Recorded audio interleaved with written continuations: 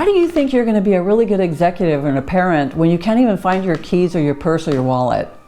Imagine a life where you get up in the morning and you know where all your stuff is and everything is put away. That's what we do, is implement systems to help you to decide how you're going to let go of all your stuff that's no longer serving you. For me personally, I have infrared. Like, I can walk into a room and spot something out of balance or something that needs to be cleaned. I can see dust. I could take a drawer and dump it upside down and have it sorted out in seconds. We're kind of like the traffic cops, you know, of your stuff. We just make sure that it's all put in order the way it's supposed to be so that you can easily find it. If I walk into someone's house and it's complete chaos, hours later, everything is put away, everything is shining, and they come in, they're in shock. They go, "Oh my God, I can't believe it. My house is beautiful."